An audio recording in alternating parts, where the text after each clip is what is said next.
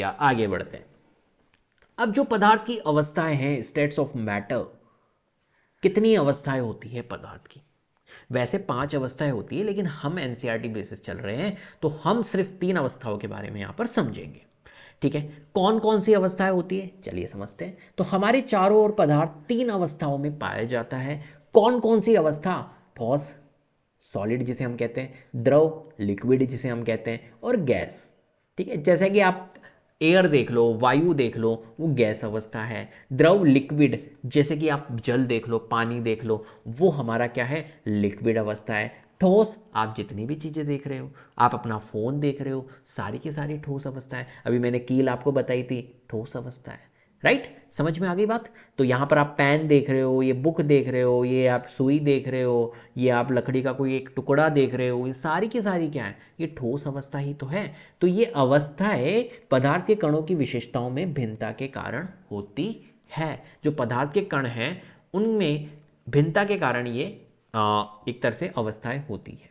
ठीक है, तो ये कण जो होते हैं, कण के ऊपर डिपेंड करता है। कण बिल्कुल आपस में पास पास होंगे ना, तो वो अवस्था ठोस अवस्था है। बहुत पास पास में, मतलब नेग्लिजिबल उनके बीच में, मतलब ना के बराबर उनके बीच में गैप है कणों के बीच में, तो वो ठोस अवस्था है। ऐसे ही जो द्रव अवस्था है उसके अंदर गैप होता है कणों के बीच में। ठीक है, और गैस अवस्था में तो गैप बहुत कम होता है। ठीक है, तो इस तरीके से हमने ये यहां पर बोला ना, अवस्थाएं जो है वो पदार्थ के कणों की विशेषताओं में भिन्नता के कारण यहां पर डिसाइड होती है। तो जो ठोस अवस्था है उसको समझने की कोशिश करते हैं। देखो, यहां पर हमारे पास में हमने ये वस्तुओं को इकट्ठा करा। कौन कौन सी? पेन लिया हमने यहाँ पर, पुस्तक हमने यहाँ पर ले रखी है, सुई हमने यहाँ पर ले रखी है, और एक लकड़ी का हमने यहाँ पर टुकड़ा ले लिया। ठीक है, अब हमने क्या किया, एक पेंसिल से इनकी आकृति अपनी नोटबुक में बनाई। ठीक है, एक पेंसिल ली और इनकी जो आकृति है वो नोटबुक में हमने बनाई। और फिर हमने कुछ प्रश्नों पर विचार किया, हमने कुछ प्रश्न एनालिसिस किए, और हमने देखा यार यार क्या इन सभी का एक निश्चित आकार है, एक शेप है, स्पष्ट सीमाएं हैं, बाउंड्रीज हैं, या एक नियत आयतन, एक फिक्स्ड वॉल्यूम है इनका? ठीक है, कुछ चीजें मैंने देखी, कुछ क्वेश्चंस मैंने पूछने की कोशिश करी। मैंने एक पेन ले लिया, एक बुक ले ली, एक मैंने क्या करा, एक सुई ले ली, एक मैंने, ये सारे के सारे ठोस है ना, इनको मैंने ले लिया और मैंने कोशिश करी इनको समझने की कि क्या इनका एक निश्चित आकार है, स्पष्ट सीमाएं, बाउंड्रीज हैं, एक नियत आयतन है। ये मैंने कोशिश करी, अपना आपसे मैं क्वेश्चन पूछ रहा हूँ। यदि इन्हें हथौड़े से पीटा जाए, फिर मैंने सोचा यार इनको अगर मैं हथौड़े से पीटूं तो क्या होगा। इसको मैंने हथौड़े से पीटा, तो हथौड़े से पीटने पे पेन पिचक जाएगा, ज़्यादा से ज़्यादा क्या होगा। ऐसे ही मैंने बुक को टू पीटा तो बुक के ऊपर तो कोई फर्क इतना पड़ेगा नहीं। ऐसे ही मैंने सुई को पीटने की कोशिश करी तो थोड़ी मुड़ उड़ जाएगी, और तो क्या होगा, लकड़ी के टुकड़े पे कोई ऐसा फर्क पड़ा नहीं। तो यहाँ पर मैंने पीटने की कोशिश की, इनको खींचने की कोशिश करी, गिराया, इनको उठा के पटका इधर से उधर, तो क्या ये अपने आकार को बनाए रखते हैं? क्या वैसा का वैसा ही आकार है क्या? तो बिल्कुल ऑब्वियसली बात है, वैसा ही रहेगा। अभी हम इसके निष्कर्ष भी देखेंगे, क्या निष्कर्ष निकलता है और क्या ये आपस में फेल सकते हैं। जैसे मैंने पानी को किस में डाला, पानी को, सॉरी, इस पेन को मैंने अगर बुक के ऊपर रखा तो क्या बुक के अंदर पेन मिक्स हो जाएगा? मिक्स नहीं होगा भाई, कौन सा, ये तो जादू हो जाएगा अगर मिक्स हो जाए तो। ठीक है, तो ऐसा हो जाता है क्या? या सुई को मैंने लकड़ी के ऊपर रख दिया तो सुई जो है वो लकड़ी के अंदर घुल जाएगी क्या? जैसे पानी के अंदर हमारी शक्कर जो होते हैं, शक्कर के कण होते हैं, वो घुल जाते हैं, तो क्या यहाँ पर ये जो सुई है उसको मैं लकड़ी के ऊपर रखूंगा तो क्या घुल मिल जाएगी? ठीक है, तो ये सब चीजें देखनी है आपको। क्या आप इनको बल लगाकर संपीड़ित कर सकते? संपीड़ित मीन्स होता है कंप्रेस करना, दबाना, है ना, दबाव डालना। तो क्या मैं इनके ऊपर थोड़ा सा प्रेशर लगाऊं, यहाँ पर इनके ऊपर बल लगाऊं, तो क्या आप इनको दबा सकते हो, इनको संपीड़ित कर सकते हो? तो ये सारे क्वेश्चंस मैंने पूछे हैं, तो इनके निष्कर्ष भी हम देख लेते हैं। तो ठोस पदार्थों का एक निश्चित आकार, स्पष्ट सीमाएं और नियत आयतन होता है, जैसा कि हमने देखा भी। ठीक है, जब इसकी करी तो एक एक पर्टिकुलर हमारा क्या होता है, एक निश्चित आकार है, इसका एक अलग निश्चित आकार है, इसका भी एक आकार है, ऐसा का ऐसा ही आकार है, ऐसा ही इसका भी आकार है ना। तो इसको अगर मैं कहीं पर भी, इस पेन को मैं उठा के कहीं पे भी रखता हूं तो उसका आकार कोई चेंज थोड़ी हो जाएगा। ऐसे ही यहाँ पर इस बुक को उठा के कहीं और जगह पे प्लेस कर दूं, ठीक है, कोई आकार चेंज थोड़ी हो जाएगा। ऐसे ही सुई को कहीं उठा के प्लेस कर दूं, आकार चेंज थोड़ी होगा। लकड़ी के टुकड़े को कहीं उठा के चेंज कर दूं तो जादू थोड़ी हो जाएगा कि भैया इसका आकार ऐसा था अब ऐसा हो गया। कुछ नहीं होने वाला, बिल्कुल वैसा का वैसा। तो एक निश्चित आकार होता है, बाउंड्रीज होती है स्पष्ट, और एक नियत आयतन यहां पर देखने को मिलता है इनका। राइट, चलो, ठोस पदार्थों की संपीडनशीलता जो होती है, कंप्रेसिबिलिटी, वो ना के बराबर होती है। ठीक है, जैसा कि मैंने आपको बताया था, इनको जब मैं पुश करूंगा, बल लगाऊंगा इनके ऊपर, है ना, और बल लगा के कोशिश करूंगा इनको संपीडन करने की, तो क्या ये कंप्रेस हो जाएगा? वैसे ही बुक को कंप्रेस करने की कोशिश करूंगा, हो जाएगी? बुक आपके पास में पड़ी होगी, कोशिश करना उनको, है कंप्रेस करने की, हो जाती है क्या? नहीं होती है। ऐसे ही अगर मैं सुई जो है इसको कंप्रेस करने की कोशिश करूंगा, दबाव लगाऊंगा, लकड़ी के टुकड़े पे लगाऊंगा, तो भैया नुकसान मेरा ही होगा। ठीक है, मेरी एनर्जी खराब हो जाएगी, लेकिन ये दबेंगे नहीं। तो ठोस पदार्थों की संपीडनशीलता बहुत ना के बराबर होती है। ठोस पदार्थों को बाहरी बल लगाने पर वे अपना आकार बनाए रखते हैं। हालांकि वे टूट सकते हैं, लेकिन आसानी से नहीं बदलते हैं। जो ठोस पदार्थ होते हैं उनके ऊपर अगर मैं बाहरी बल लगाऊंगा, अपना एक्स्ट्रा पावर यहां पर लगाऊंगा, तो वे अपना आकार तो बनाए रखते हैं, लेकिन वो टूट सकते हैं। ठीक है, टूटने की पॉसिबिलिटीज है भैया, लेकिन आसानी से वो बदलते नहीं है। इसलिए ठोस पदार्थ जो होते हैं वो कठोर होते हैं, रिजिड होते हैं। ठीक है, बहुत ज़्यादा हार्ड होते हैं। टूट तो जाते हैं, कोई दिक्कत नहीं है टूटने में, बट वो बहुत हार्ड होते हैं, क्योंकि उनके बीच में, कणों के बीच में जो गैप होता है वो ना के बराबर होता है। ठीक है, चलो भैया, नेक्स्ट तो मुख्य निष्कर्ष क्या निकल रहा है कि जो ठोस के गुण है उसको समझ लेते हैं। जो इनका आकार होता है वो एक निश्चित होता है, आयतन जो होता है वो निश्चित होता है, बहुत कम कंप्रेसिबल होते हैं, मतलब ये ना के बराबर, अत्यंत कम संपीडनशीलता, कंप्रेसिबिलिटी इनकी ना के बराबर होती है, इनको हम दबा नहीं सकते हैं। बाहरी बल लगाने पर भी अपना आकार ये बनाए रखते हैं, रिजिड नेचर होता है इनका, कितना भी इनको भैया दबा लो, पुश कर लो, बाहरी बल लगा लो, लेकिन इनका आकार वो का वही रहता है। आपस में ये फैलते नहीं है। आपस में फैलने का मतलब है कि अगर मैंने उस बुक के ऊपर, उस कॉपी के ऊपर अगर मैंने सुई रख दी, तो ऐसा नहीं होगा कि वो डिफ्यूज हो जाएंगे, जैसे शक्कर हमारी चाय में मिक्स हो जाती है, शक्कर हमारी जल में मिक्स हो जाता है, तो ऐसा ये नहीं देखने को यहाँ पर मिलेगा। तो आपस में ये फैलते नहीं है, डिफ्यूज नहीं होते हैं। तो विशेष मामले हमने यहाँ पर देखने हैं, बहुत इंपॉर्टेंट है, जैसा रबर बैंड हुआ, चीनी हुई, नमक हुआ, स्पंज हुआ, ये भी ठोस पदार्थ है, लेकिन इनमें कुछ विशेष गुण होते हैं, इनको समझते हैं। देखो, एक चीज मैं बताता हूँ आपको, जैसा कि फॉर एग्जांपल रबर बैंड आपने देखा होगा, तो रबर बैंड के लिए आप सोचोगे कि यार ये ठोस कैसे है, ये ठोस कैसे है? क्यों? आप ऐसा क्यों बोलोगे, बताओ कि ये ठोस कैसे है? रबर बैंड ठोस लगता है आपको? सोचो आप जरा, अपने दिमाग के ऊपर जोर डालो कि यार रबर बैंड ठोस कैसे हो गया। हाँ? रबर बैंड को ठोस कैसे बोल दिया? क्योंकि ये तो आकार चेंज कर रहा है अपना। जबकि हमने तो ये पढ़ा कि जिसका कोई निश्चित आकार होता है, निश्चित वॉल्यूम होती है, निश्चित आयतन होता है, और आप कह रहे हो कि सर ये तो भाई साहब खिंच रहा है, ये तो है, इसका आप तो आकार चेंज कर पा रहे हो, लेकिन इसको आप कंसिडर भी कर रहे हो कि ठोस है। चीनी को देख लो, चीनी को, चीनी क्या होती है? चीनी या नमक अगर आप देखोगे, तो इन चीनी नमक को आप जिस भी कंटेनर में, कंटेनर मतलब होता है कि आप ग्लास में डालो, आप कोई टब ले लो, आप कोई पीपा ले लो, आप कुछ भी ले लो कंटेनर, उसमें आपने डाला, मान के चलो कोई कटोरी ले लो, कुछ भी ले लो, उसमें आपने डाला, तो वो उसका ही शेप ले लेती है। ऐसा होता ही नहीं होता है। तो अभी तो हमने कहा कि यार शेप तो निश्चित होता है ना, और वो उसी का ही शेप ले रही है, अपने आकार को वो चेंज कर रही है या नहीं चेंज कर रही है? ठीक है, आपने अगर उसको ग्लास में डाला तो वो उसी का ही शेप ले लेती है, जैसा कि पानी लेता है, जल लेता है। तो चीनी और नमक को फिर आप ठोस कैसे कह रहे हो? अभी इसको समझेंगे, चीनी और नमक को ठोस क्यों कहा जा रहा है। स्पंज जो होता है उसको हम कंप्रेस कर सकते हैं, जबकि अभी हमने देखा ठोस को तो हम कंप्रेस कर ही नहीं सकते, कम संवेदनशीलता होते हैं। लेकिन आप यहाँ पर स्पंज को तो इजीली मैं कंप्रेस कर देता हूँ, तो फिर इसको भी आप ठोस में क्यों कंसिडर कर रहे हो? इन सबके अभी हम देखेंगे क्यों हम कंसिडर करते हैं। चल आ जाइए, स्पेशल केस है रबर बैंड का। क्या भैया, क्या ये ठोस है? यस, बिल्कुल ठोस है। हाँ, रबर बैंड ठोस होता है। क्यों? क्यों सर? यह बल लगाने पर खिंचता है और फिर से अपने मूल आकार में लौट आता है। यदि यहां पर अत्यधिक आप बल लगाओ, ज्यादा, तो ये टूट भी जाता है। तो ये दर्शाता है कि इसके कण आपस में जुड़े हुए हैं, इसलिए टूट रहे हैं। ठीक है, ज्यादा बल लगा दिया भैया, टूट गया। और ये वापस अपनी स्थिति में आ भी जाते हैं, ऐसी बात नहीं है। इसका आप अगर शेप चेंज कर रहे हो, आप उसका साइज को आप अगर बढ़ा रहे हो, आप उसको खींच रहे हो, तो ये वापस अपनी, जैसे आप छोड़ोगे तो वापस अपनी शेप में आ जाएगा। और अपनी शेप में आने के बाद में अगर आपने उसको ज़्यादा ही खींचा, ठीक है, ज़्यादा ही आपने उसके ऊपर बल लगाया, मान के चलिए, तो फिर वो टूट भी जाता है।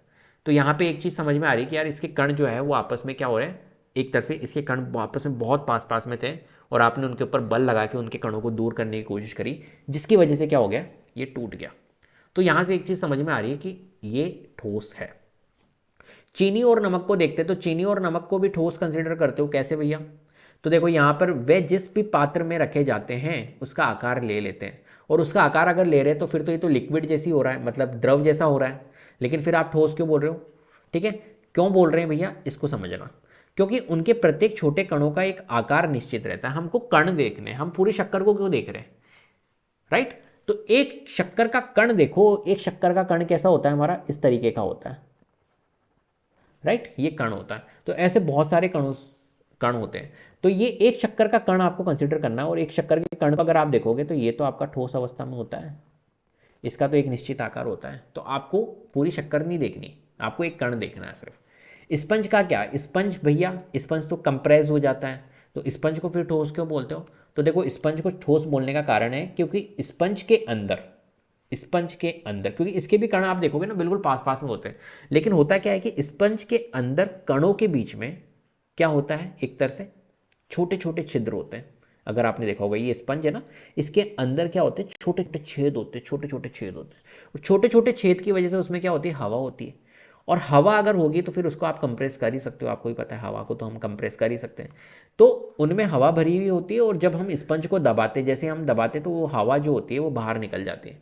हवा भरी हुई है, जैसे आप दबाओगे हवा बाहर निकल जाती है, और ये संपीड़ित हो जाता है, मतलब कंप्रेस हो जाता है। जबकि है ये ठोस, लेकिन कारण क्या है, कारण ये है कि ये ठोस तो है लेकिन इनके बीच में छिद्र होते हैं छोटे छोटे, और उनमें हवा भरी हुई होती है, जैसे आप उसको प्रेस करोगे वो कंप्रेस हो जाएगा।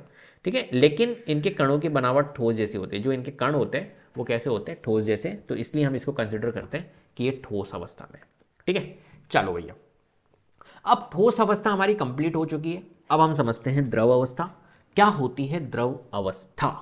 चलिए, तो द्रव अवस्था हमारे चारों ओर कई प्रकार के द्रव लिक्विड पाए जाते हैं, जैसे कि हमने देखा पानी है, दूध है, तेल है, जूस है, ये सभी का हम रोज यूज करते हैं, ऐसी बात नहीं है। ठीक है, आप बालों में तेल लगा रहे हो, लिक्विड है। ठीक है, जितनी भी चीज़ें आप यूज़ करते हो तो मैक्सिमम चीज़ें लिक्विड होती है, पानी से लेके दूध, तेल, चाय, ठीक है, कॉफ़ी, आप जितनी भी चीज़ें आप लिक्विड फॉर्म में पी रहे हो वो सारी चीज़ें क्या है, द्रव है। तो इनकी विशेषताएं क्या है, ठोस पदार्थों से क्यों अलग होती है, इसको समझते हैं। देखो, हम कुछ सामग्री को इकट्ठा करते हैं, जैसा कि क्रियाकलाप के थ्रू हम समझने की कोशिश करते हैं, एक्टिविटी के थ्रू। तो यहाँ पर हमने कुछ चीज़ों को इकट्ठा करा, कौन कौन सी चीज़ें, द्रव पदार्थ, पानी, खाना पकाने का तेल, दूध, जूस और कोल्ड ड्रिंक, ये 5 चीज़ें हमने यहाँ पर इकट्ठी करी। क्या क्या, पानी लिया, खाने पकाने का कोई तेल है जो होता है ना, वो लिया, दूध हमने लिया, जूस लिया और कोल्ड ड्रिंक हमने ली।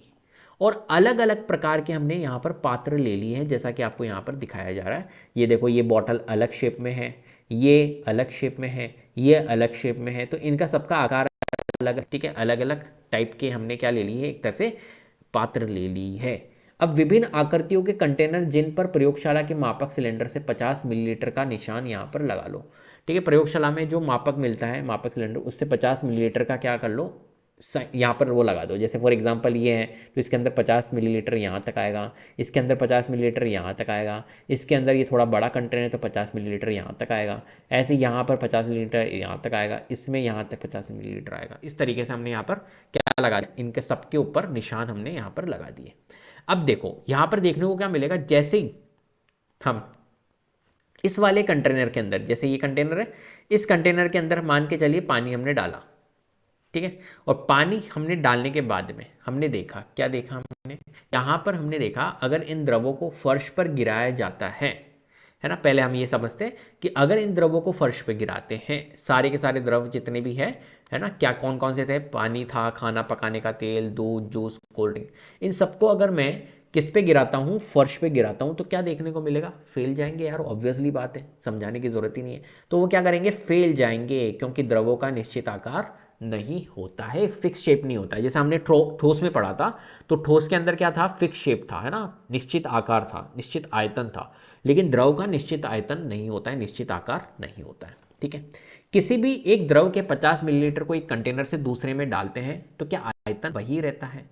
मान के चलिए कि अगर मैंने इस 50 मिलीलीटर के कंटेनर से इस कंटेनर में मैंने डाला, मान के चलो 50 मिलीलीटर ही डाला, तो यहाँ पर क्या देखने को मिलेगा आपको बताओ, उसका क्या आयतन सेम ही रहेगा, ये मैं आपसे पूछ रहा हूँ। तो हाँ, द्रवों का आयतन नियत रहता है, लेकिन उनका आकार जो होता है वो बदल जाता है। ठीक है, तो आयतन इनका शेप आयतन वही रहेगा, लेकिन क्या होगा, इनका आकार यहाँ पर बदल जाएगा। तो मैंने क्या करा था, 50 मिलीलीटर यहाँ लगाया था, 50 मिलीलीटर यहाँ लगा, 50 50 50। तो अगर मैंने यहाँ पर पानी डाला 50 मिलीलीटर तो वो यहाँ तक ही आएगा। ऐसा नहीं कि पानी सिर्फ यहाँ तक ही आ रहा है 50 मिलीलीटर, नहीं, यहाँ तक ही आएगा। ऐसे मैंने खाना पकाने का तेल डाला, मान के चलो इसमें खाना पकाने का तेल डाला, और कितना डाला, 50 मिलीलीटर ही डाला, तो 50 मिलीलीटर यहाँ पर ही आएगा इसका।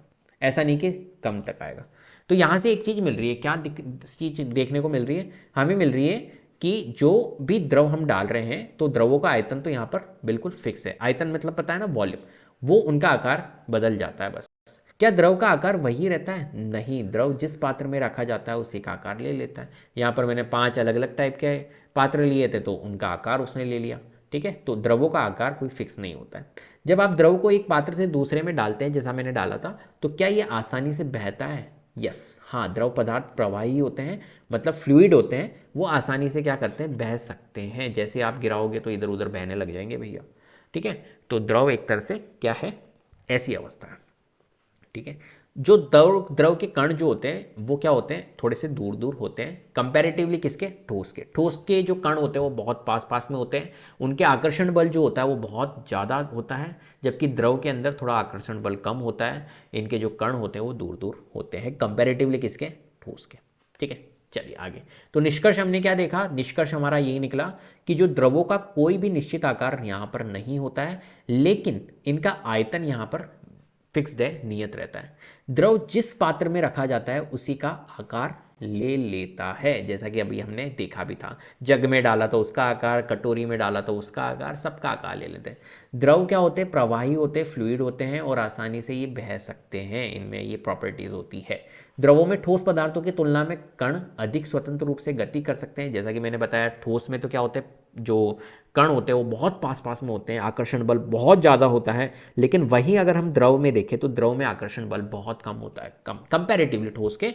हालांकि गैस से तो ज़्यादा होता है, बट ठोस से कम होता है। तो इनके कण जो होते हैं वो अधिक स्वतंत्र रूप से गति कर सकते हैं। द्रवों का प्रसरण जो होता है, डिफ्यूजन, वो ठोस की तुलना में क्या होता है भैया, बहुत ज़्यादा होता है, तेज होता है। ठीक है, कंपैरेटिवली किसके, ठोस के। तो द्रवों का जो प्रसरण होता है वो ठोस की तुलना में तेज होता है। द्रव द्रव को मिलाओगे तो मिक्स हो जाएगा फटाफट से, राइट। तो ऐसा होता है ना, जैसे द्रव को द्रव में मिलाओगे तो मिक्स हो जाएगा, ऑब्वियसली बात है। तो ठोस का जो प्रसरण होती है, प्रसरण की गति जो होती है वो ज़्यादा होती है कंपैरेटिवली ठोस से। प्रसरण और द्रव अवस्था, इसको समझते हैं। तो गतिविधि 1.4 और 1.5 में हमने देखा था, ठोस और द्रव दोनों ही द्रव में फैल सकते हैं। ठीक है, ठोस को अगर द्रव में फैलाओगे या द्रव को द्रव में फैलाओगे तो वो इजीली फैल सकते हैं। इसी तरह वायुमंडल में मौजूद गैसें भी जल में प्रसरित होकर घुल सकती है। वायुमंडल में जितनी भी गैसेज है, ठीक है, वो भी क्या होती है, प्रसरण करके, मतलब प्रसरित होकर घुल सकती है इजीली। आपने देखा होगा एसिड रेन के बारे में भी देखेंगे।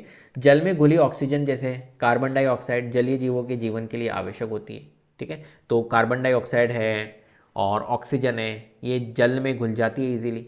और जो जलीय जीव है, मछली है और जितने भी जीव होते हैं जल के अंदर, उनके लिए लाभदायक होती है। ठीक है, उनको ऑक्सीजन तो वहाँ से ही मिलती है, तो जीवन के लिए उनके लिए आवश्यक है, राइट। तो यहाँ से एक चीज़ समझ में आ रही है कि जो हमारी गैसेज है वो द्रव में इजीली क्या हो रही है, एक तरह से घुल रही है। ऐसी अम्लीय वर्षा आपने देखी होगी, एसिड रेन जब होती है उसके दौरान क्या होता है, हानिकारक गैसें जल में घुल जाती है और रेन के थ्रू निकलती है, रेन के थ्रू आती है। ठीक है, तो हानिकारक गैसें जो होती है वो जल में घुल जाती है, जिससे पर्यावरण को नुकसान पहुंच सकता है। हमारे ताजमहल को बहुत नुकसान हो रहा है उसकी वजह से, है ना, अम्लीय वर्षा की वजह से, आपने देखा होगा। ठीक है, ताजमहल का रंग क्या होता जा रहा है, पीला पड़ता जा रहा है, संगमरमर पीला पड़ता जा रहा है। क्यों? एसिड रेन की वजह से। एसिड रेन जो होती है, अम्लीय वर्षा जो होती है, उसके अंदर क्या है, हानिकारक गैसेज है। हानिकारक गैसेज है तो जल में घुलकर आती है और उसके ऊपर पड़ती है, जब बारिश होती है तो उसके ऊपर पड़ती है, जिसकी वजह से हमारे पर्यावरण को भी नुकसान हो रहा है और हमारा प्यारा सा ताजमहल को भी बड़ा नुकसान हो रहा है। ठीक है, और भी जितनी भी बड़ी बड़ी इमारतें हैं, ठीक है, जितनी भी लोहा है, लोहे से बनी हुई चीज़ें हैं, उनको सबको नुकसान उससे वहाँ पर देखने को मिलता है। चलिए आगे बढ़ते हैं। तो द्रवों का प्रसरण ठोस से अधिक तेज क्यों होता है, इसको समझते हैं। तो ठोस पदार्थों की तुलना में पदार्थों के कण अधिक स्वतंत्र रूप से गति करते हैं। ऑब्वियसली बात है, हमने देखा भी है ना, प्रसरण तेजी से होता है वहाँ पर, तो ऑब्वियसली बात है वहाँ पर ये चीज़ें होती है, गति करते हैं उनके कण। तो द्रवों में कणों के बीच अधिक स्थान होता है कंपैरेटिवली ठोस के, जिससे वे आसानी से एक दूसरे में मिल सकते हैं। और तापमान बढ़ने पर द्रव के कणों की गति भी बढ़ जाती है, इधर उधर घूमने लग जाते हैं, क्योंकि उनके बीच में गैप है। एक्चुअली में कणों के बीच में अगर गैप होगा तो उनको जगह मिल जाएगी। आप खुद सोचिए, अगर कणों के बीच में गैप ही नहीं होगा तो फिर उनको जगह ही नहीं मिलेगी इधर उधर घूमने की। तो कणों के बीच में, जैसे कि फॉर एग्जांपल अगर आप देखो, ठोस के जो कण होते हैं वो ऐसे होते हैं,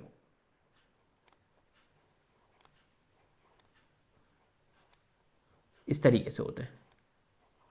तो अब इनको आपस में एक दूसरे इधर उधर घूमने की जगह ही नहीं मिलेगी, इनके बीच में गति नहीं होगी, राइट। ऐसे ही अगर द्रव के देखें तो द्रव के कैसे होता है, एक यहाँ है भैया, एक यहाँ है, एक यहाँ है, एक यहाँ है, एक यहाँ है, एक यहाँ है, एक यहाँ है, इस तरीके से कण होते हैं, ठीक है। एक यहाँ है, यहाँ है, इस तरीके से कण होते हैं।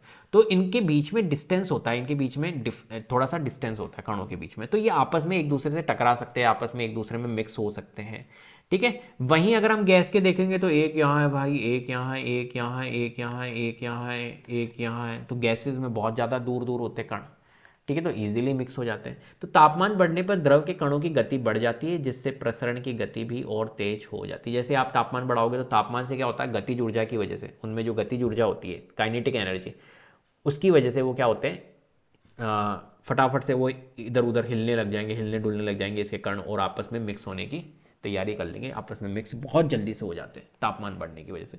तो संक्षेप में हम समझते हैं क्या क्या हमने अभी पढ़ा। द्रवों का कोई निश्चित आकार नहीं होता है, लेकिन इनका आयतन निश्चित है।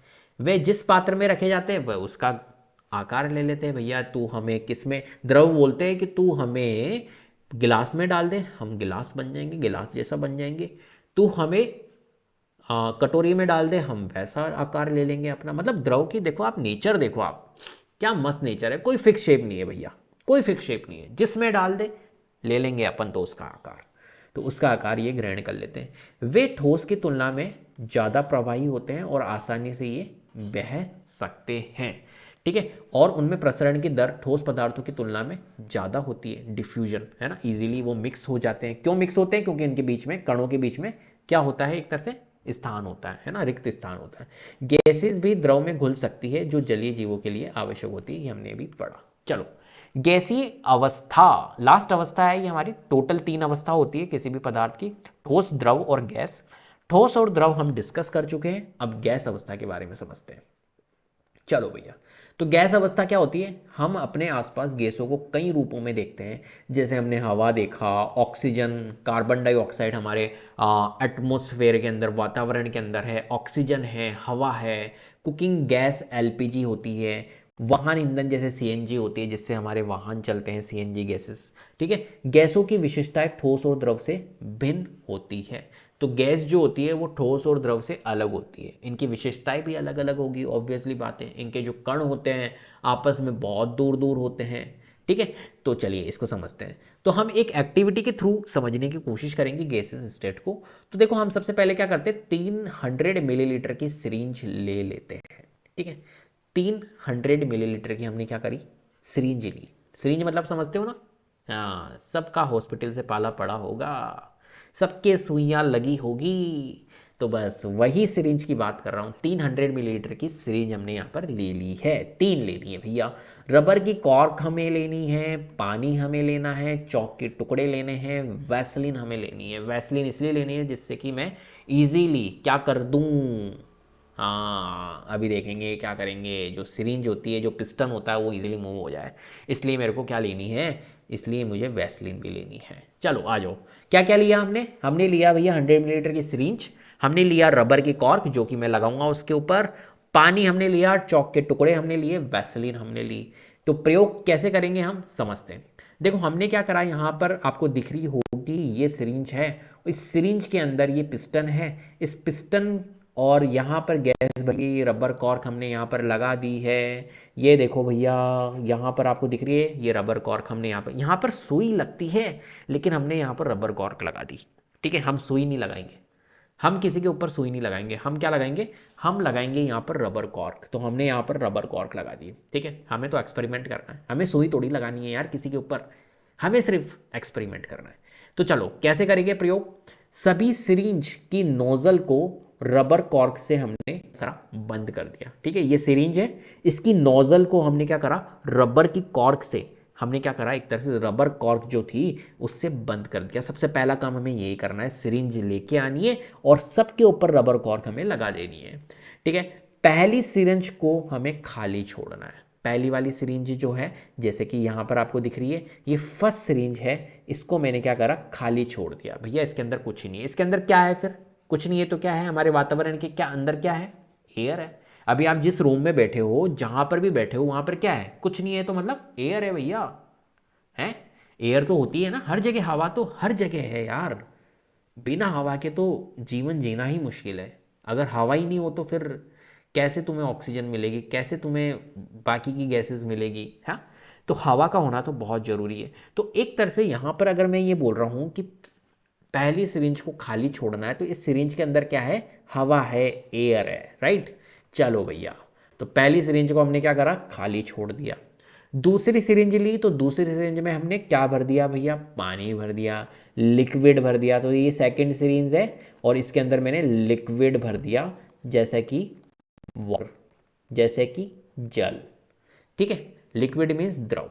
तो तीसरी सिरिंज में मैंने चौक के टुकड़े, पीस ऑफ चौक। ठीक है, ये जो तीसरी सिरिंज थी, इसके अंदर मैंने क्या करा, चौक के टुकड़े भर दिए कि भैया लो चौक के टुकड़े। ठीक है, चौक के टुकड़े। अब आप देख रहे होंगे, चौक के टुकड़े ले लिए मतलब जो कि ठोस अवस्था में होते हैं, जल ले लिया जो कि द्रव अवस्था में होता है, और हमने कुछ नहीं रखा मतलब एयर हमने लिए, एयर गैस अवस्था में होते। तीनों जो हमारी पदार्थ की अवस्थाएं होती है, तीनों अवस्थाओं को हम समझने की कोशिश यहाँ पर करना चाह रहे हैं। ठीक है, तो अब क्या करा हमने, सभी सिरिंज में पिस्टन को वापस डाले। ये जो पिस्टन है, पहले हमने ये सब चीज़ें डाल दी, इसके अंदर जल डाला, पिस्टन निकाल के इसके अंदर चौक के टुकड़े डाले हैं, ये सारी चीज़ें करके अब पिस्टन को वापस लगाना है। ये जो पिस्टन होता है इसको वापस मैं लगा रहा हूँ, और पिस्टन को लगाने के बाद में उसको आसानी से डालने के लिए वैसलीन का उपयोग यहाँ पर करा ईजिली, ताकि हो जाए। ठीक है, उसके अंदर फिट हो जाए। चलो, अब प्रत्येक सिरिंज के पिस्टन को दबाना है। ठीक है, जैसे फर्स्ट वाले को मैंने दबाया। अब सोचिए, देखो पिस्टन, अब सोचिए ये सिरिंज ही खाली है, इसके अंदर कुछ भी नहीं भरा हुआ है, तो क्या होगा, इजीली पुश हो जाएगी। ठीक है, इजीली मैं प्रेस कर सकता हूँ, इसको दबा सकता हूँ। ऐसे ही मैं सेकेंड वाली सिरिंज में क्या है, जल है, तो जल है तो जब मैं उसको क्या करूँगा, कंप्रेस मतलब प्रेस करूँगा, ठीक है, पिस्टन को, तो क्या होगा, क्या होगा, थोड़ा सा पुश लगेगा। जैसे कि फर्स्ट वाले में हवा भरी हुई थी तो इसमें कोई मेरे को दम नहीं लगाना पड़ेगा, लेकिन जिसमें जल भरा हुआ है तो थोड़ा सा मेरे को पावर लगानी पड़ेगी, पुश करना पड़ेगा। वहीं अगर चौक के टुकड़े को करूंगा तो चौक के टुकड़े तो भैया पुश होंगे ही नहीं, वो वहां का वहीं रहेगा पिस्टन। ठीक है, वो पुश ही नहीं हो पाएगा। जल जल वाला तो फिर भी पुश हो जाएगा, लेकिन चौक के टुकड़े वाला तो हमारा दब ही नहीं पाएगा बिल्कुल भी। क्यों दब नहीं पाएगा, क्योंकि ये हमारा किस फॉर्म में है, ये हमारा पदार्थ की कौन सी अवस्था है, चौक जो होती है वो होती है हमारी ठोस अवस्था में। वो पदार्थ के कणों के बीच में बिल्कुल भी गैप नहीं होता है, और गैप नहीं होने की वजह से मैं इसको क्या नहीं कर पाता हूँ, संपीड़न नहीं कर पाता हूँ, कंप्रेस नहीं कर पाता हूँ। तो ये पिस्टन के एग्जाम्पल से आप समझ रहे होंगे, इस गतिविधि के थ्रू आप समझने की कोशिश कर रहे होंगे इन तीनों की अवस्था को। ठीक है, तो कौन सी सिरिंज का पिस्टन सबसे आसानी से दबाया गया बताओ, जिसके अंदर हवा थी, गैस। खाली सिरिंज में जैसे कि गैस वाली, क्योंकि गैसेस अत्यधिक संपीड़न होती है। ठीक है, अभी देखेंगे हम कौन कौन सी गैसेस हमने संपीड़न की है, अभी हम देखेंगे कहाँ कहाँ पर उनका यूज़ होता है ना। आपने एक चीज़ गैस सुनी होगी, कौन सी हाईली कंप्रेस्ड गैस, बताइए कौन सी होती है। चलो, कौन सी सिरिंज का पिस्टन सबसे कम दबाया गया, सबसे कम, जिसमें ठोस था, जिसमें चौक के टुकड़े थे, चौक वाली सिरिंज, क्योंकि ठोस कणों में बहुत कम स्थान होता है, जैसा कि मैंने अभी आपको बताया था। पानी वाली सिरिंज का पिस्टन किस स्तर तक दबा, ठीक है, दबा लेकिन थोड़ा सा। पानी को हल्का संपीड़ित किया जा सकता है, लेकिन ठोस की तुलना में यह अधिक संपीड़ित नहीं होता है। ठीक है, क्लियर है बात, सारी चीज़ें हमने समझ ली। चलो आगे बढ़ते हैं, गैसेस की विशेषताएं, प्रॉपर्टीज ऑफ गैसेस। तो अभी हमने गैसेस के बारे में समझा और गैसेस की विशेषताओं के बारे में भी समझ लेते हैं भाई। गैसेस जो होती है वो बहुत ज़्यादा हाईली कंप्रेसिबल होती है, गैसेस अत्यधिक संपीड़ित होती है ना। इजीली हम इसको संपीड़ित कर सकते हैं, इजीली हम इसको दबा सकते हैं। गैसों में कणों के बीच अत्यधिक रिक्त स्थान होता है, और जिससे वह आसानी से एक कंप्रेस्ड भी हो जाती है, संकुचित हो सकती है। है ना। तो सब कुछ गेम कणों का है बेटा। जो उनके कण होते हैं ना, उनके बीच में कितना डिस्टेंस होता है उनके ऊपर डिपेंड करता है उसकी स्थिति।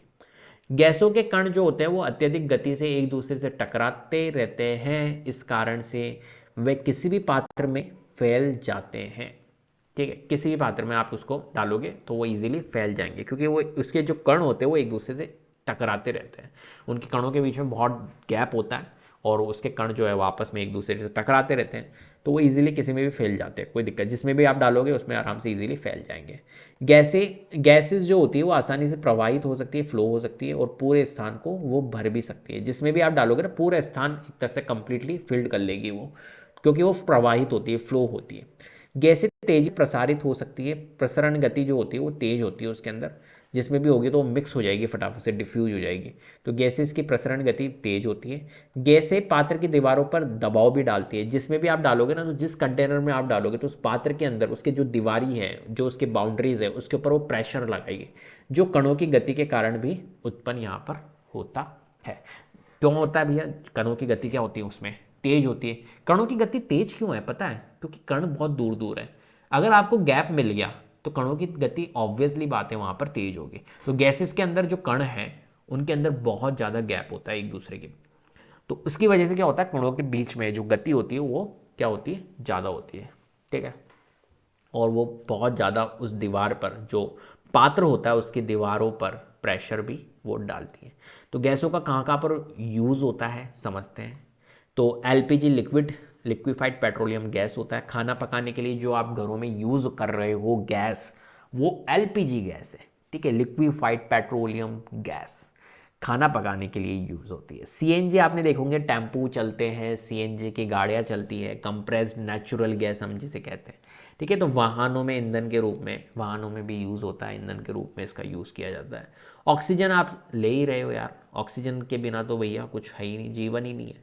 तो अस्पतालों में चिकित्सा उद्देश्यों के लिए, अभी कोविड में तो भैया ऑक्सीजन, समझ में आ रही होगी तुम्हारे बात, कमी हो गई थी इसकी। तो ऑक्सीजन का बहुत बड़ा गेम है हमारी लाइफ के अंदर। तो वहाँ पर देख रहे हो आप, एक गैस है। नाइट्रोजन गैस एयर के अंदर, तो खाद्य पदार्थों को संरक्षित करने में इसका यूज़ होता है। संरक्षित मतलब समझे हो, ये जितने भी हमारे पैकेट्स आते हैं, आपने देखोगे, जिससे आपका खाना खराब नहीं हो। ठीक है, पैकेट्स फूड जो आते हैं, जो पैकेट्स वाले फूड होते हैं, या आप मान के चलो कि ये जो लेज होती है ना, जिसके अंदर नाइट्रोजन गैस भरी हुई होती है। ठीक है, जिसकी वजह से जल्दी से ख़राब नहीं हो कोई चीज़। ठीक है, स्मेल जल्दी से नहीं आए, तो खाद्य पदार्थों को संग्रहित करने में इसका यूज़ किया जाता है। ऐसे ही हमारे पास में हाइड्रोजन गैस होती है, ईंधन और औद्योगिक उपयोग में इसका यूज़ किया जाता है। तो कितनी सारी गैसेस हमारे यहाँ पर है अवेलेबल। चलिए आगे, गैसों में प्रसरण जो होता है, डिफ्यूजन जो होता है गैसेस के अंदर, कैसे होता है इसको समझते हैं। तो गर्म भोजन की सुगंध हमें जल्दी क्यों महसूस होती है? अगर देखोगे गैसेस के, गैसेस में प्रसरण को समझ रहे हो।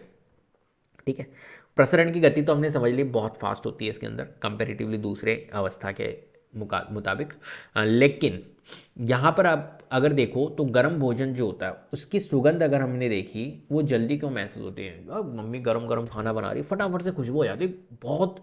अगर आप ऊपर मान के चलिए कि आपकी डबल स्टोरी है, नीचे बैठे हो आप, मम्मी ऊपर खाना बना रही है और आपको सुगंध नीचे आ जाएगी। हाँ, या कहीं डिस्टेंस तक हमें सुगंध आ जाती है। कभी कभी कोई मैरिज पार्टी हो रही है तो वहाँ पर खाना बन रहा है गरम गरम, खुशबू आ रही है भैया। क्यों भैया खुशबू क्यों आ रही है? ठीक है, गर्म भोजन की सुगंध क्यों अपने को इतनी जल्दी महसूस हो जाती है?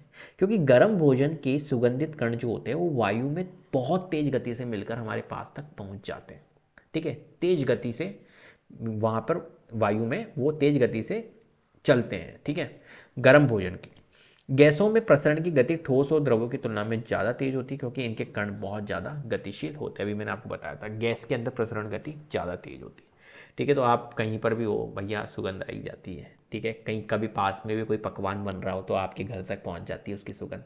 देखा होगा आपने ऐसा, है सबके घरों में ऐसा होता है कि भाई आज तो कुछ माल बन रहा दिखता है। ठीक है, तो वो गेम है गैस की वजह से। चलो संपूर्ण निष्कर्ष क्या निकल रहा है, फाइनल कंक्लूजन, गैसों का कोई निश्चित आकार या आयतन होता है क्या, नहीं होता है। जिसमें भी गैसेस को डालेंगे वो उसका आकार ले लेगा, कंप्लीटली फिल कर देगा उसको। वह जिस पात्र में रखी जाती है उसका पूरा स्थान वो भर लेती है। उनके कण अत्यधिक गतिशील होते हैं और आपस में दूर दूर स्थित होते हैं। अभी मैंने आपको बताया था बहुत ज़्यादा गतिज ऊर्जा होती है उसके अंदर। गैसों में प्रसरण गति ज़्यादा होती है। गैसेज अति संपीड़न होती है और आसानी से परिवहन योग्य होती है। गैसों का प्रसरण जो होता है वो ठोस और द्रवों की तुलना में सबसे ज़्यादा तेज होता है। ठीक है, चलो बजाओ। अब आ रहा है भैया इंपॉर्टेंट टॉपिक। कौन सा टॉपिक, क्या पदार्थ अपनी अवस्था बदल सकता है, can matter change it's state. ठीक है, हमने पदार्थों की कौन कौन सी अवस्था देख ली, ठोस जिसे हम कहते हैं सॉलिड, ठीक है, ठोस अवस्था। एक अवस्था हमने देखी कौन सी, लिक्विड, जिसे हम कहते हैं द्रव अवस्था। एक हमने गैसेस अवस्था देखी, गैस अवस्था। ठीक है, तो ये तीन अवस्था होती है हमारी।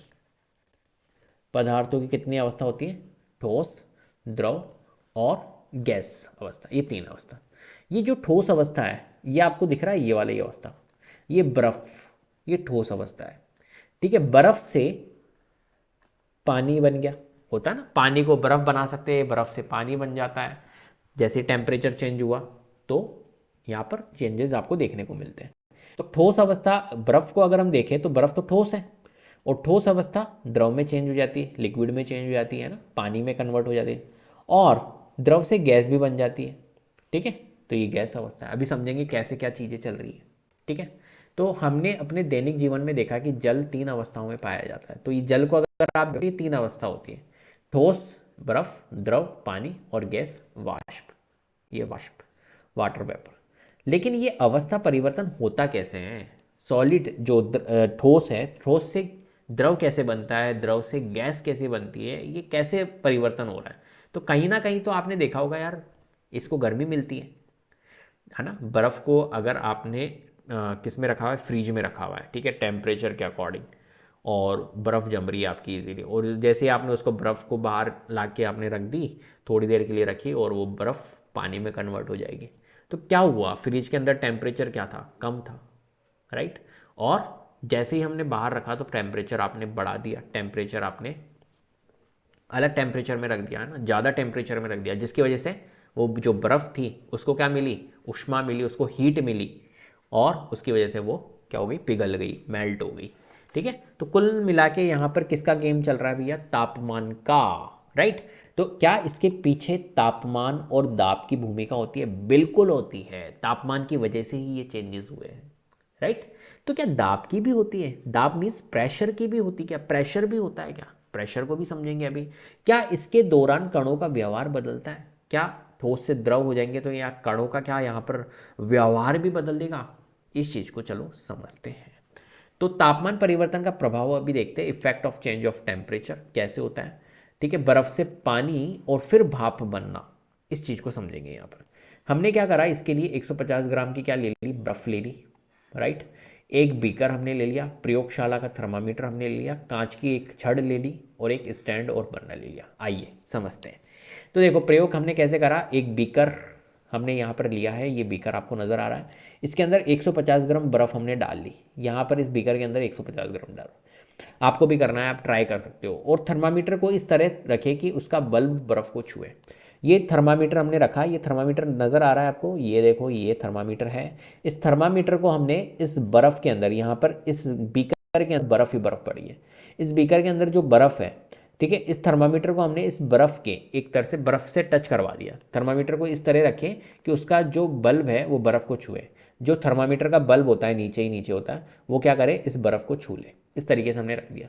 फिर हमने क्या करा, धीरे धीरे बर्नर को चालू करा और तापमान नोट करा जब बर्फ़ पिघलना शुरू करे।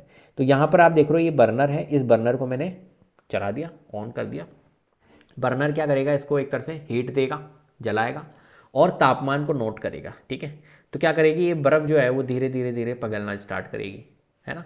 और जैसे जैसे पिघल रही है तो ये तापमान को नोट करता जा रहा है यहाँ पे। ठीक है, क्योंकि हमने टेम्परेचर लगा रखा है, थर्मामीटर लगा रखा है, तो वो तापमान को भी आपको नोट करना है जैसे जैसे पिघल रही है। तो तापमान को नोट करें, और जब सारी बर्फ़ पानी में बदल जाए देखें, और अब कांच की छड़ से हिलाते हुए पानी को गर्म करें। अब जैसे कांच की छड़ थी, इसको हिलाते रहो हिलाते रहो हिलाते रहो हिलाते रहो हिलाते रहो, और फिर पानी को आप गर्म करने दो, है ना। बर्नर को चालू रखो और पानी को गर्म होने दो। पहले तो क्या हुआ, बर्फ को, ठीक है, लिक्विड में कन्वर्ट हो गई, फिर लिक्विड के बाद में उसको हिलाते जाओ और फिर उसको बर्नर को चालू ही रहने दो, और जब तक क्या हो जाए, वाष्प में नीचे हो जाए। तो करें कि पानी जिस तापमान पर उबलना शुरू करता है वहां तक आप उसको चलने दो, है ना। उबलना स्टार्ट कर देगा, देखा होगा आपने पानी उबलता हुआ, तो पानी उबलना स्टार्ट कर देगा। ध्यान दें कि जब पानी वाष्प में बदल जाता है तो तापमान क्या होता है, और उस टाइम पे आपको नोटिस करना है कि जैसे ही वाष्प में जैसे उबलने लगा तो उबलते टाइम वो क्या हो रहा है, वाष्प में, तो फिर उस टाइम पे आपको टेम्परेचर को क्या करना है, नोट करना है, ठीक है। तो यहां पर आपको क्या देखने को मिला, ऑब्जर्वेशन, अवलोकन, जब बर्फ पिघलती है तो उसका तापमान 273.15, ये एक तरह से अप्रोक्स 273 हम लेते हैं, यहाँ पर होता 273.15 होता है, 0 डिग्री सेल्सियस हम जिसे कहते हैं, पर स्थिर रहता है, ठीक है। जब बर्फ पिघलती है, जब आपने देखा होगा उसका तापमान हमने नोटिस किया है ना, वो एक्टिविटी के थ्रू, तो हमने देखा कि यार जब फिर बर्फ पिघलना स्टार्ट करती है, तो जब पिघलती है तो उसका तापमान इतना रहता है, 0 डिग्री सेल्सियस में। और जब पानी उबलता है तो उसका तापमान 373 केल्विन पर स्थिर रहता है। अब देखो ध्यान रखना, जैसे ही बर्फ पिघल रही है तो पिघलते टाइम जब नोटिस किया तो वो 0 डिग्री सेल्सियस पर स्थिर रहता है। यहां पर मैंने लिखा स्थिर, स्थिर मीन्स जब तक पूरी बर्फ नहीं पिघल जाएगी ना, जब तक वो स्थिर ही रहेगा वहां तक ही, 0 डिग्री सेल्सियस। आप ये मत सोचना कि अच्छा इसने पिघलना स्टार्ट किया यहाँ से तो इस टाइम पे 0 डिग्री सेल्सियस है, अब आगे और पिघलती जा रही है तो अब चेंज होगा टेम्परेचर। नहीं होता है चेंज टेम्परेचर, राइट। ये टेम्परेचर चेंज नहीं होगा, ये फिक्स रहेगा। अभी जब तक पूरी पिघलती नहीं है बल्ब, ये पूरी बर्फ, हाँ, लिक्विड में कन्वर्ट नहीं हो जाती है जब तक टेम्परेचर इसका फिक्स रहेगा 0 डिग्री सेल्सियस। और फिर पूरा द्रव में कन्वर्ट होने के बाद में फिर उसको और हीट देंगे तो फिर द्रव से वो किस में जाएगी, गैसेस में कन्वर्ट हो जाएगी, उबलते रहेगा उबलते रहेगा।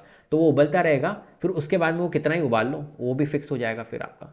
तो जब पानी उबलता है तो उसका तापमान भी कितना, 373 केल्विन, 100 डिग्री सेल्सियस पर स्थिर यहाँ पर रहता है। तो पिघलने और उबलने की प्रक्रिया में तापमान नहीं बढ़ता है, ठीक है, क्योंकि अतिरिक्त ऊर्जा, छिपी हुई ऊष्मा, लेटेंट हीट जिसे उसके रूप में अवशोषित यहाँ पर हो जाती है। तो उबलता जब पिघलता है, अब जैसे पिघल रहा है, स्टार्टिंग आपको देखनी है बस, स्टार्टिंग के बाद में वो फिर वो फिक्स रहेगा 0 डिग्री सेल्सियस पे। ऐसे ही जब उबल रहा है तो उबलने की जो स्टार्टिंग होती है, जब से उबलना स्टार्ट किया 100 डिग्री सेल्सियस, 100 डिग्री सेल्सियस में फिर फिक्स रहेगा, आप कितना ही उबाल लो उसको, ऐसा नहीं कि उसका टेम्परेचर बढ़ेगा, वो फिक्स हो जाएगा फिर 100 डिग्री सेल्सियस पे। तो पिघलने और उबलने की जो प्रक्रिया होती है उसमें तापमान घटता बढ़ता नहीं है कि आप सोचोगे अब तापमान बढ़ेगा, जितना उबालो जितना गर्म करो और ज़्यादा गर्म करो भैया इसका तापमान बढ़ेगा, नहीं बढ़ता है, वो फिक्स हो जाता है वहाँ पे, ठीक है। क्यों, क्योंकि उसकी अतिरिक्त ऊर्जा जो होती है वो छिपी हुई ऊष्मा के रूप में अवशोषित यहाँ पर हो जाती है, ठीक है। चलो, लेटेंट हीट जिसे हम कहते हैं। तो यहां पर आप देख रहे हो ठोस अवस्था, ठोस से हम किस में जा सकते हैं भैया, द्रव अवस्था में, और द्रव से हम गैस में जा सकते हैं। कैसे जाओगे ठोस अवस्था से द्रव में, जैसे आपने उसको क्या दी, ऊष्मा दी, ऊष्मा मतलब हीट, गर्म किया, तो ठोस से द्रव में चल जाओगे। जैसा कि बर्फ था, बर्फ को किस में, द्रव अवस्था में जा सकता है, द्रव से गैस अवस्था में जा सकते हैं, है ना। जो पानी है, पानी से, पानी को और उबालो तो वो किस में चल जाएगा, वाष्पीकरण होके, वाष्पित होके द्रव उसमें गैस में चल जाएगा।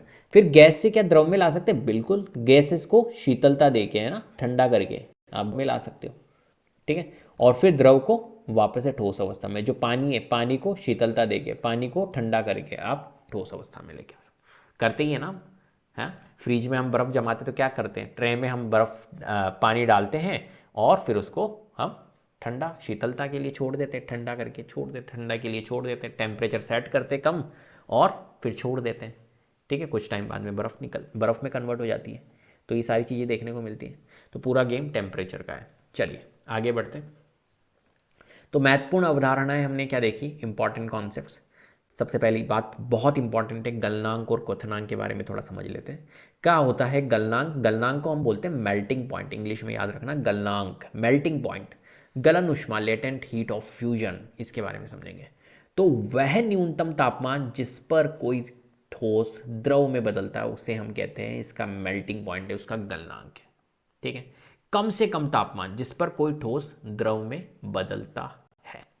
जैसे कि हमने क्या करा, यहां पर जो बर्फ था, बर्फ किस में कन्वर्ट हो रहा है, हमारा पानी में, राइट। तो कम से कम कौन सा तापमान है जिस पर वो बर्फ जो है वो पानी में कन्वर्ट हो रही है, उस तापमान को आप क्या बोलोगे कि यार ये इसका मेल्टिंग पॉइंट है, ये इसका गलनांक है, राइट। कम से कम तापमान जिस पर वो कन्वर्ट हो रही है ठोस से द्रव अवस्था में। जो ऊष्मा 1 किलो ठोस को द्रव में बदलने के लिए आवश्यक होती है उसे कहते हैं लेटेंट हीट ऑफ फ्यूजन, गलन ऊष्मा जिसे हम कहते हैं, ठीक है। वैसी ऊष्मा, ऐसी हीट जो 1 किलो ठोस को द्रव में बदलने के लिए आवश्यक होती है। 1 किलो ठोस अगर है, ध्यान रखना, 1 किलो ठोस को द्रव में बदल देती है, उस ऊष्मा को हम कहते हैं, उस हीट को हम कहते हैं, उसे गलन ऊष्मा कहते हैं, लेटेंट हीट ऑफ फ्यूजन। बर्फ का जो गलनांक होता है कितने पे होती है भैया मेल्ट बर्फ? 273 केल्विन पे, 273.15, 0 डिग्री सेल्सियस पे बर्फ क्या हो जाती है, मेल्ट होना स्टार्ट हो जाती है, ठीक है। ये इसका गलनांक है। मेल्टिंग पॉइंट जो होता है वो ध्यान रखना 0 डिग्री सेल्सियस होता है। और इस तापमान पर बर्फ और पानी के कण समान ऊर्जा पर होते हैं, लेकिन पानी के कण अधिक गतिशील होते हैं। अब इस तापमान पर क्या होता है, जो बर्फ है और पानी के कण वो समान ऊर्जा पर होते हैं, और पानी के कण ज़्यादा गतिशील होते हैं। ऑब्वियसली बात है, क्योंकि बर्फ जो होता है वो ठोस अवस्था होती है और पानी जो होता है वो द्रव अवस्था होती है। द्रव अवस्था में आपको पता ही है ज़्यादा कण जो होते हैं वो गतिशील होते हैं। चलो नेक्स्ट, क्वथनांक और वाष्पन ऊष्मा। क्वथनांक मीन्स होता है बॉइलिंग पॉइंट, और वाष्पन ऊष्मा means latent heat of vaporisation. क्या होता है क्वथनांक, बॉइलिंग पॉइंट क्या होता है, वह न्यूनतम तापमान जिस पर कोई द्रव गैस में बदलता है, कहते हैं हम बॉइलिंग पॉइंट क्वथनांक, ठीक है। वह कम से कम तापमान जिस पर कोई द्रव जो है, जिस पर कोई, ध्यान रखना, याद कर लेना, द्रव जो है वो गैस में बदल जाता है। द्रव मतलब पानी गैस में बदल जाएगी। पानी को आप उबाल रहे हो, उबालते रहो, तो कम से कम तापमान पे वो गैस में कब कन्वर्ट हो रहा है, उसे हम कहते हैं क्वथनांक, बॉइलिंग पॉइंट, ठीक है। बॉइल करना पानी को। जो ऊष्मा 1 किलो द्रव को गैस में बदलने के लिए आवश्यक होती है उसे कहते हैं लेटेंट हीट ऑफ वेपराइजेशन, मतलब वाष्पन ऊष्मा। एक तो हमारी क्या, कौन सी ऊष्मा थी, एक हमारी ऊष्मा थी गलन ऊष्मा और एक थी वाष्पन ऊष्मा, ठीक है। चलो, तो जल का क्वथनांक, जल का जो हमारा बॉइलिंग पॉइंट होता है वो कितना होता है, 373 केल्विन, 100 डिग्री सेल्सियस। आपने देखा भी होगा 100 डिग्री सेल्सियस पे क्या होता है, 100 डिग्री सेल्सियस पे उबलने लग जाता है पानी, ठीक है, स्टार्ट होने लग जाता है, उबलना स्टार्ट होने लग जाता है 100 डिग्री सेल्सियस में। तो जल का क्वथनांक जो होता है 373 केल्विन, 100 डिग्री सेल्सियस। इस तापमान पर जल के कणों में इतनी ऊर्जा आ जाती है कि वे एक दूसरे के आकर्षण से मुक्त होकर वाष्प में बदल जाते हैं, बॉयल में कन्वर्ट, बॉयल द्रव को बॉयल होते होते होते होते वो वाष्पन में वाष्पित हो जाते हैं, वाष्प में कन्वर्ट हो जाते हैं। इतनी ऊर्जा यहाँ पर आ जाती है। तो अब यहाँ पर आप देखो, ठोस अवस्था है, ठोस अवस्था से द्रव अवस्था हो रहा है, तो ठोस से जब द्रव में कन्वर्ट होता है तो उसको हम बोलते हैं संगलन। जैसा कि बर्फ से हम किस में जा रहे हैं, पानी में, बर्फ से पानी में, उसको बोलेंगे संगलन। ऐसे द्रव से गैस में, उसको हम बोलते हैं वाष्पीकरण। और गैस से अगर ठोस अवस्था में ऊर्ध्वपातन, अभी हम पढ़ेंगे ऊर्ध्वपातन, बहुत इंपॉर्टेंट है ऊर्ध्वपातन और निक्षेपण, अभी पढ़ेंगे इसके बारे में, ठीक है। देखो, डायरेक्ट गैस से ठोस अवस्था में और ठोस से गैस अवस्था में जा सकते हैं। अभी तक हम क्या देख रहे हैं, बर्फ को हम कहाँ जा रहे हैं, बर्फ से हम पानी में आ रहे हैं और पानी से फिर गैस अवस्था में जा रहे हैं ना, पानी से वाष्प में जा रहे हैं। तो यहाँ पर ठोस से द्रव में जा रहे हैं, द्रव से गैस में जा रहे हैं। लेकिन क्या ठोस से डायरेक्ट गैस में जा सकते हैं, बिल्कुल जा सकते हैं। अभी हम देखेंगे ऊर्ध्वपातन। तो ठोस से डायरेक्ट गैस अवस्था में ऊर्ध्वपातन होता है, और गैस से ठोस अवस्था में जाना डायरेक्ट, उसको बोलते हैं निक्षेपण, ठीक है। ऐसे ठोस, ऐसे द्रव से, क्या ठोस से द्रव जा सकते हैं, यस, उसको बोलते हैं संगलन। और द्रव से क्या ठोस आ सकते हैं, बिल्कुल आ सकते हैं, उसको बोलते हैं जमना। द्रव से ठोस मतलब, हाँ, कोई पानी को आप जमा रहे हो, पानी को आपने क्या करा, एक तरह से शीतलता प्रदान करी, पानी को आपने फ्रीज किया, तो पानी ठोस अवस्था में चेंज हो जाएगा, तो वो जमना हो गया, उसको हम बोलते हैं जमना। ऐसे द्रव से गैस वाष्पीकरण, गैस से क्या द्रव हो जाता है, बिल्कुल हो सकता है, जिसे हम कहते हैं, ठीक है। चलिए आगे आ जाइए।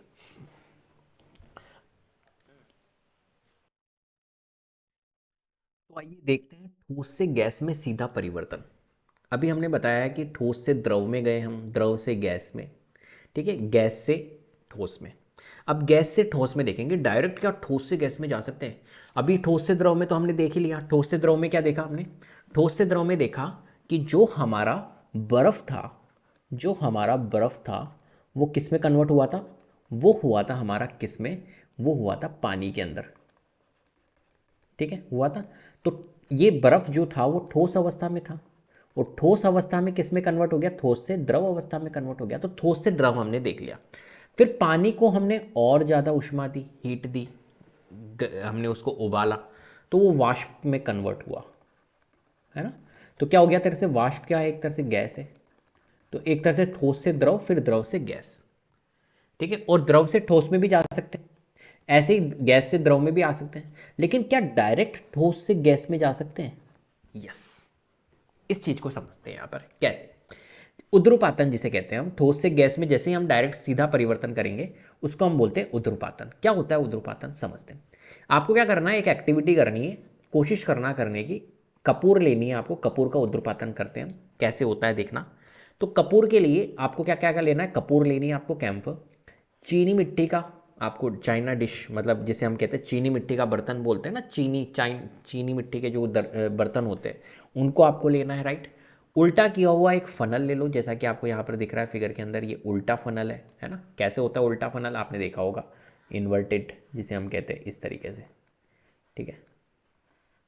इस तरीके का एक फनल आप यहाँ पर ले लो, ये फनल आप ले लो यहाँ रखने के लिए, राइट।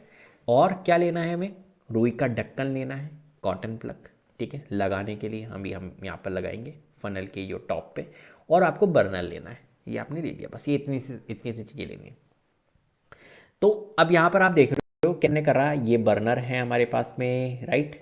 और चीनी मिट्टी का प्याली हमने यहाँ पर ली है, ये चीनी मिट्टी की प्याली है। इसके अंदर यहाँ पर आप देख रहे होंगे ये एक फ़नल है, ठीक है। एक फ़नल किस टाइप का, ये इन्वर्टेड उल्टा किया हुआ फ़नल हमने यहाँ पर लगाया। इसके फ़नल के टॉप पे हमने रुई का एक टुकड़ा यहाँ पर लगा दिया, ठीक है। चलो इस तरीके से हमारे को ये सारी चीज़ें करनी है। क्या देखने को मिलेगा यहाँ पर, हमने इसके अंदर क्या रखा, ये जो चाइना डिश बर्तन, जो हमारे पास में चीनी मिट्टी का जो बर्तन था, प्याली थी, इसके अंदर मैंने क्या रखा, इसके अंदर मैंने जो कैम्फर जिसे हम कपूर कहते हैं, कपूर रखा हमने। कपूर को थोड़ा सा घिस के हमने यहाँ पर डाल दिया। तो चीनी मिट्टी की डिश में कपूर डाले और उसे हल्का सा पीस कर डालना है, ठीक है। पीस के हमने यहाँ पर डाल दिया। उसके ऊपर एक उल्टा फनल यहाँ पर रखा और फनल के तने को रुई से बंद कर दिया। ये आपने देखा उल्टा फनल रखा और यहाँ पर जो टॉप है उसको रुई से मैंने पैक कर दिया। धीरे धीरे बर्नर से कम गर्म करें और ध्यान दे कि क्या होता है। आप क्या करो, यहाँ पर बर्नर्स को गर्म करो और फिर आप देखना क्या होता है, यहाँ पर क्या देखने को मिलेगा। तो आपको क्या ऑब्जर्वेशन देखने को मिलेगी मैं बता देता हूँ, आप एक्टिविटी करके कोशिश करना। तो कपूर जो है वो बिना पिघले सीधा भाप में यहाँ पर बदल रहा है। जो ये कपूर है जो हमने डाल रखा है, ये सीधा क्या हो रहा है, एक तरह से कपूर जो है वो ठोस अवस्था में है, तो ठोस से सीधा गैस में जा रहा है, द्रव अवस्था में चेंज ही नहीं हो रहा है, ठीक है। किस में कन्वर्ट हो रहा है, सीधे भाप में कन्वर्ट हो रहा है, ठीक है। तो कपूर बिना पिघले, है ना, पिघल नहीं रहा है, मतलब द्रव अवस्था में जा ही नहीं रहा है, सीधे सीधे भाप में यहाँ पर बदल रहा है। और कपूर के वाष्प फनल की ठंडी दीवारों पर जमा होकर वापस ठोस रूप में आ रहे हैं, है ना। तो यहाँ पर देखो, ये यहाँ पर ये कपूर है, ये कपूर है ना। जैसे हम इसको गर्म कर रहे हैं तो यहाँ पर एक तरह से भाप के फॉर्म में, यहाँ पर भाप के फॉर्म में आपको यहाँ पर ये कपूर दिखेगा, ठीक है। तो भाप के फॉर्म में ये चेंज हो रहा है। तो भाप क्या है, एक तरह से वाष्प बना कपूर, ये कह रहे हैं वाष्प बना कपूर, यहाँ पर वाष्प बन रहा है कपूर, ठीक है। तो भाप क्या है, एक तरह से गैस है, तो डायरेक्ट ठोस से गैस में कन्वर्ट हो गया। और क्या देखने को मिलेगा, और आपको देखने को मिलेगा कि ये जो आपकी ये दीवारें हैं ना, ये जो फनल है, इस फनल की ये जो दीवार आपको दिख रही है ना, बाउंड्री जो दिख रही है, यहाँ पर आपको कपूर इकट्ठा हुआ दिख जाएगा, ठीक है। तो ये ठोस बना कपूर होता है। तो एक तरह से हो क्या रहा है, यहाँ पर वापस गैसेस से किस में जा रहा है, वापस ठोस में जा रहा है, ठीक है। कपूर की दीवारों पे ये जो फनल की दीवारों पे इकट्ठा हो जाता है कपूर, और फिर वो कपूर जो है वो ठोस में परिवर्तन, ठोस रूप में आ जाता है। तो एक तरह से आप यहाँ पर क्या देख रहे हो कि ठोस से गैस, गैस से ठोस हो रहा है डायरेक्ट। तो ये दर्शाता है कि कुछ ठोस बिना द्रव में बदले सीधे गैस में बदल सकते हैं। इस प्रक्रिया को हम क्या बोलते हैं, उद्रपातन, सब्लिमेशन कहते हैं। और जब गैस सीधे ठोस में बदलती है तो इसे कहते हैं हम अवक्षेपण, डिपोजिशन, निक्षेपण जिसे हम कहते हैं, है ना। तो निक्षेपण बोलो या अवक्षेपण बोलो, बात एक ही है। तो निक्षेपण भी हम इसको कहते हैं, निक्षेपण, डिपोजिशन, ठीक है। तो जब गैस सीधे ठोस में बदलती है तो इसे क्या कहते हैं, निक्षेपण कहते हैं, ठीक है। कोई दिक्कत, क्या हुआ था, कौन बदला था ठोस में, यहाँ पर आप देख रहे हो इसकी दीवारों पे ये ठोस बना कपूर आपका जमा हो गया। तो ये एक तरह से क्या हुआ, गैस से सीधा ठोस में बदल गई, ठीक है। चलो आगे बढ़ते हैं। निष्कर्ष क्या निकल रहा है भैया, तापमान बढ़ाने से ठोस, द्रव और गैस में यहाँ पर क्या हो रहा है, बदलाव होता है। जैसे जैसे आपने तापमान बढ़ाया तो क्या हुआ, ठोस, द्रव और गैस में यहाँ पर चेंजेस आपको देखने को मिले, अपन ने अभी तक जितना भी पढ़ा, ठीक है, देखने को मिला। पदार्थ की अवस्थाएं बदली जा सकती है, कैसे बदली जा सकती है, ठोस से द्रव में, द्रव से गैस में, और इसके विपरीत, और ठोस से सीधे गैस में कन्वर्ट भी हम कर सकते हैं, उसे हम कहते हैं ऊर्ध्वपातन। तो कुछ ठोस बिना द्रव में बदले सीधे गैस में बदलते हैं, उसे ऊर्ध्वपातन कहते हैं। अवस्था परिवर्तन के दौरान ऊर्जा गुप्त ऊष्मा के रूप में भी अवशोषित होती है, हमने अभी देखा भी था, ठीक है। और गैस के कणों में सबसे अधिक गतिज ऊर्जा होती है, जबकि ठोस में सबसे कम, क्योंकि उनके बीच में जो उनके जो कण होते हैं उनके बीच में गैप बहुत कम होता है। तो और गैस के कणों में गैप बहुत ज़्यादा होता है, तो इसलिए उसमें काइनेटिक एनर्जी होती है, गतिज ऊर्जा जो होती है वो ज़्यादा होती है, ठीक है।